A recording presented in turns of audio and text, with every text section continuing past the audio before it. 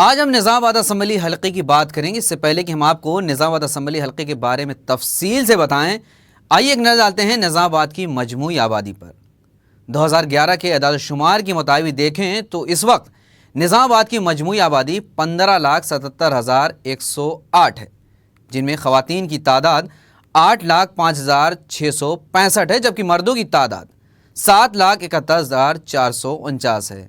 اور اگر نظام آباد کی شرح خواندگی کی بات کریں تو یہاں کی مجموعی شرح خواندگی 78.52% ہے، جہاں 85.11% مرد پڑھے لکھے ہیں اور 72.2% خواتین تعلیم یافتہ ہیں۔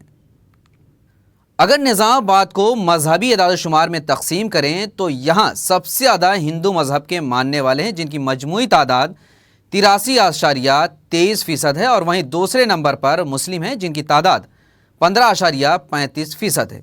عیسائی 0.77% ہیں، جبکہ سکھ مذہب کے ماننے والے 0.7% ہیں۔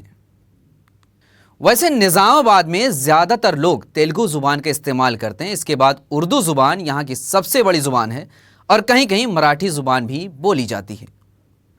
نظام آباد اربن اسمبلی الیکشن میں 2014 میں الیکشن ہوا تھا، جس میں بی جے پی سے شوریہ دھن پال، MIM سے میر مجاز علی شیخ، TRS سے بیگالا گنیش اور CIN سے مہیش کمار بحیثیت MLA امیدوار الیکشن میں مقابلہ کر رہے تھے، لیکن اگر الیکشن کا جائزہ لیں تو MIM اور TRS کے درمیان زبردست مقابلہ رہا، جس میں MIM کو صرف 31,840 یعنی 23.53% ووٹ ملے تھے، جبکہ TRS کو 42,148 یعنی 31.15% ووٹ ملے، اور TRS کے امیدوار بیگالا گنیش کو عوام نے اپنا لیڈر بنا کر MLA کے عہدے پر فائز کیا۔ نظام آباد اربن اسمبلی حلقے کے MLA TRS کے امیدوار بیگالا گنیش ہیں۔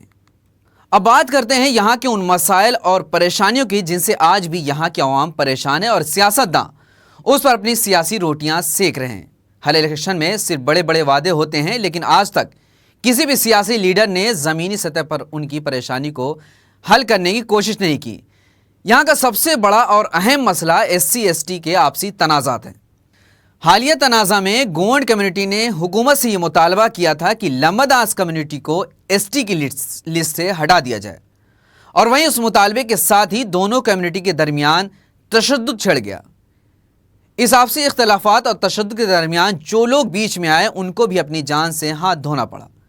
گونڈ کمیونٹی اور لمباداس کے آپسی تنازعات میں گاؤں کے عام باشندوں کو کافی نقصان کا سامنا کرنا پڑا، وہیں آدیواسی جوان سڑکوں پر اترے اور توڑ پھوڑ شروع کر دی، یہاں تک کہ لمباداس کمیونٹی کے گھروں پر حملہ کیا، دکانوں میں آگ لگا دی گئی، گاڑیوں کو توڑ پھوڑ ڈالا گیا، اور لمباداس کمیونٹی کے گھر والوں کو ذلیل کرنا شروع کر دیا گیا۔